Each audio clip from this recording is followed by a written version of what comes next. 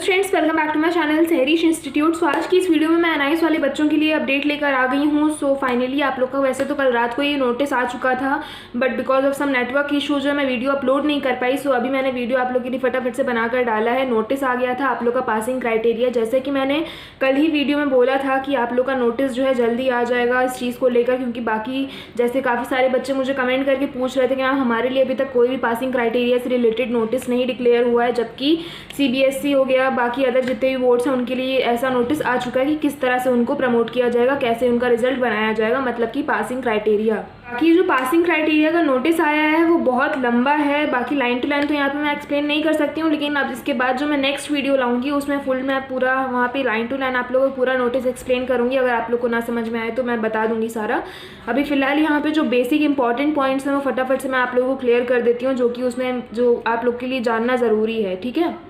सो notice में जो है on demand and public examination से रिलेटेड सारी इन्फॉर्मेशन, मतलब कि पासिंग क्राइटेरिया के बारे में बताया गया है। काफ़ी तरीके के पॉइंट्स यहाँ पे बताए गए हैं, जैसे कि मतलब अगर जैसे आप लोग अगर याद हो तो जो लास्ट नोटिस आया था जिसमें ऑब्जेक्टिव, जैसे ऑन डिमांड को, जो हाँ ऑन डिमांड का ही नोटिस आया था, उसमें ऑब्जेक्टिव क्राइटेरिया स्पेशली बोला गया था कि उसके हिसाब से उनका रिजल्ट जो है तैयार किया जाएगा। और साथ ही में ये भी लिखा था कि जो बच्चे, जैसे कि सारे बच्चों के लिए ये अपडेट तो सारे बच्चों के लिए कि अगर पब्लिक एग्जामिनेशन के हों या ऑन डिमांड वाले बच्चे हों, तो अगर रिजल्ट आने के बाद कोई बच्चा सेटिस्फाइड नहीं होता है तो जब भी कोविड की सिचुएशन थोड़ी थम जाएगी, उसको एग्जाम देना हो तो एग्जाम जब एनआईएस बोर्ड कंडक्ट करवाएगा तो वो एग्जाम बच्चा दे सकता है। ठीक है, अगर आप लोग का रिजल्ट आप लोग उससे सेटिस्फाइड ना हो तो। अब आगे की अपडेट है, यहाँ पे छोटा सा जो नोटिस है वहाँ पे असेसमेंट, तो अगर आप लोग नोटिस देखें तो उसमें वहाँ पे थोड़ा नीचे जा करके असेसमेंट स्कीम लेकर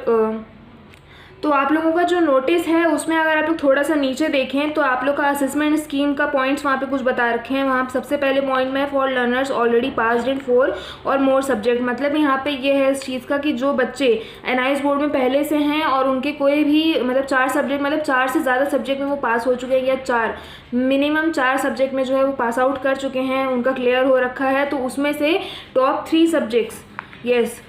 सब्जेक्ट्स जो हैं चूज़ किए जाएंगे जिसमें मार्क्स आप लोग के अच्छे होंगे। ठीक है, उसके हिसाब से फिर आप लोग का प्लस टीएम में सारा कैलकुलेट करके उसका एवरेज निकाल के टॉप 3 सब्जेक्ट के मार्क्स लेकर उसका एवरेज निकाल के आप लोग का रिजल्ट तैयार किया जाएगा। जो बच्चे पुराने हैं, मतलब एनआईएस बोर्ड में पहले से हैं और कम से कम उनके मतलब मिनिमम जो 4 सब्जेक्ट हैं उसमें वो पास आउट कर चुके हैं, उनका क्लियर हो रखा है वो सब। तो असेसमेंट स्कीम वाले पॉइंट्स देखेंगे तो पहले पॉइंट में ही लिखा है, उसके बाद जो सेकंड पॉइंट है वहाँ पे लिखा है for learners already passed in 2 और 3 सब्जेक्ट्स। मतलब यहाँ पे ये है कि जैसे इससे पहले वाले पॉइंट में बताया गया जो बच्चे पुराने हैं, मतलब कि एटलीस्ट 4 सब्जेक्ट में पास आउट कर चुके हैं, क्लियर कर चुके हैं।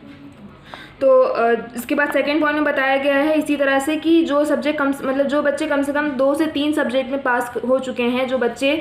2 से 3 सब्जेक्ट क्लियर कर चुके हैं, तो उसमें से उनके टॉप 2 सब्जेक्ट्स देखे जाएंगे जिसमें उनके मार्क्स अच्छे होंगे, उसका एवरेज निकाल के उन्हें मार्क्स दिया जाएगा। समझ गए आप लोग? मतलब सेकंड पॉइंट में ये बताया जा रहा है कि एटलीस्ट 2 से 3 सब्जेक्ट जो हैं ऐसे होने चाहिए जिसमें वो लोग क्लियर हो चुके हैं जो बच्चे, और उसमें से फिर उनके टॉप 2 सब्जेक्ट चूज़ किए जाएंगे जिसमें सबसे अच्छे मार्क्स आए होंगे उनके, उसका एवरेज निकाल करके आप लोग का रिजल्ट तैयार किया जाएगा, मार्क्स दिए जाएंगे। ठीक है, इसके बाद आता है आप लोग का तीसरा पॉइंट, यहाँ पे लिखा है for learners already passed in 1 subject only. मतलब यहाँ पे यहाँ पे इसका मतलब है कि कोई बच्चा, जैसे आप लोग हैं या न्यू बच्चे हैं आप लोग, या अगर आप लोग एग्ज़ाम में फेल भी हो चुके हैं, आप लोग कोई सब्जेक्ट क्लियर नहीं कर पाए हैं, या खाली एक भी सब्जेक्ट जिसका क्लियर हो रखा है, ठीक है, मतलब जिनका एक सब्जेक्ट क्लियर हो रखा है एटलीस्ट, तो उनका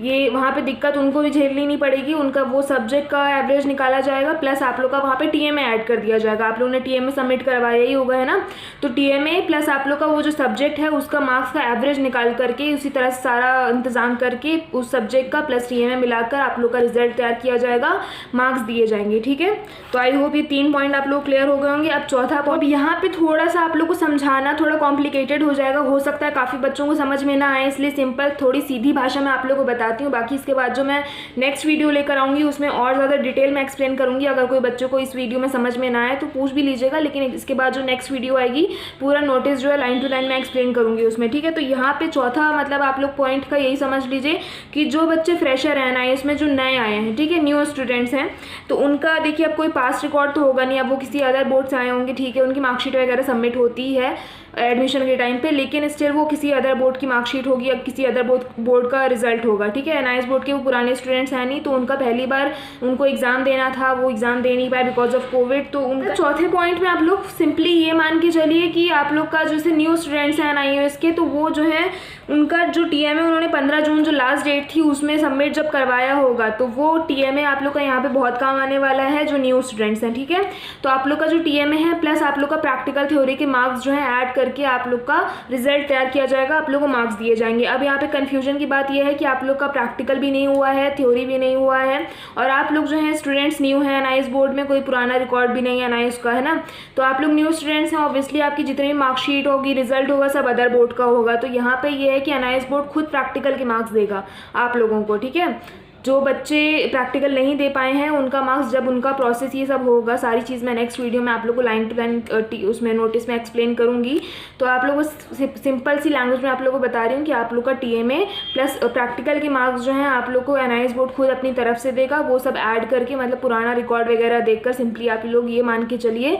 कि आप लोग के पुराने रिकॉर्ड की मदद से जो है आप लोग का प्रैक्टिकल का मार्क्स वगैरह ऐड किया जाएगा, और आप लोग का प्लस वहाँ पर टीएमए हो जाएगा। अगर जिन बच्चों का पुराना रिकॉर्ड नहीं है या जो बच्चे लास्ट टाइम क्लियर नहीं कर पाए हैं, उनका कोई भी ऐसा सब्जेक्ट नहीं है जिसकी मदद से आप लोग का मार्क्स रिजल्ट आप लोग का बनाया जाए, है ना। तो वो बच्चों का यहाँ पे यही किया जाएगा, प्रैक्टिकल के जो मार्क्स हैं वो प्लस आप लोग का टीएमए ऐड करके आप लोग का रिजल्ट बनाया जाएगा, आप लोगों को मार्क्स दिए जाएंगे। तो एनआईएस बोर्ड में सिंपली ये हो रहा है जो, तो मतलब यहाँ पे मैंने 3 स्टार्टिंग के पॉइंट्स में आप लोगों को बता दिया कि जिनके जो बच्चे अपने सब्जेक्ट कम से कम, जैसे फर्स्ट पॉइंट में था कि 4 सब्जेक्ट क्लियर हो गए तो उनके टॉप 3 सब्जेक्ट देखे जाएंगे। सेकेंड पॉइंट में था कि 2 से 3 सब्जेक्ट उनके क्लियर हो चुके हैं तो उसमें से 2 सब्जेक्ट जो हैं देखे जाएंगे और उसका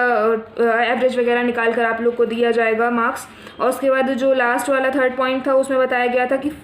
किसी एक सब्जेक्ट में बच्चा अगर क्लियर कर चुका है, कोई एक सब्जेक्ट भी है जिसमें वो क्लियर कर चुका है, तो उसमें उसका टीएमए ऐड करके एवरेज वगैरह निकाल कर आप लोग का रिजल्ट तैयार किया जाएगा। इसी तरह से मतलब आप लोग ये मान के चलिए सिंपली कि एनआईएस बोर्ड में जो है लास्ट रिकॉर्ड्स देखे जा रहे हैं, क्योंकि जैसे कि मैंने आप लोग अपनी पहले की काफ़ी वीडियोज़ में बताया है कि खाली टीएमए के बेस पे आप लोग को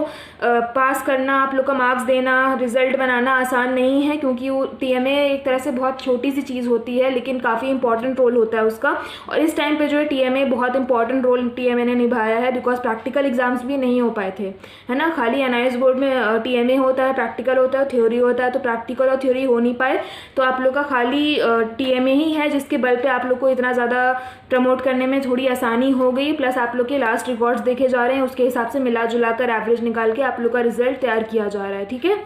अब यहाँ पे जो है लास्ट इंपॉर्टेंट, जो मैंने सारे इतना काफ़ी बड़ा नोटिस है तो उसमें जो मेन इंपॉर्टेंट पॉइंट्स हैं वो फिलहाल मैंने यहाँ पे बताए हैं, बाकी मैं नोटिस एक्सप्लेन करूँगी, आप लोग टेंशन मत लीजिए। इसके बाद जो नेक्स्ट वीडियो आएगी सो ध्यान रखिएगा। सो आप लोग का अब यहाँ पे लास्ट टॉपिक बचता है जो कि इंपॉर्टेंट है आप लोगों को बताना, इंप्रूवमेंट वाले बच्चों का, ठीक है। इंप्रूवमेंट वाले बच्चों का यहाँ पे भी यही सेम है कि इंप्रूवमेंट वाले बच्चों का लास्ट रिकॉर्ड देखा जाएगा, तो उसके हिसाब से बाकी आगे यहाँ पे एक आ जा रहा है एनआईएस बोर्ड कह रहा है कि आगे जब थोड़ी कोविड की सिचुएशन नॉर्मल हो जाएगी तो इंप्रूवमेंट वाले बच्चे एग्जाम दे सकते हैं, ठीक है। जब एग्जाम एनआईएस बोर्ड कंडक्ट करवाएगा, ठीक है, तो आप लोग जब एग्जाम कंडक्ट होंगे तो प्लीज़ उसमें अपेयर हो जाएगा, एग्जाम दे सकते हैं आप लोग, ठीक है। बाकी अभी फिलहाल तो यही इंप्रूवमेंट वालों के लिए है कि उनके लास्ट रिकॉर्ड्स जो हैं देखे जाएंगे, उसके हिसाब से उनको मार्क्स वगैरह दिया जाएगा। बाकी का प्रोसेस जो है धीरे धीरे जो भी अपडेट आएगी मैं आप लोग को इन्फॉर्म करूँगी साथ साथ।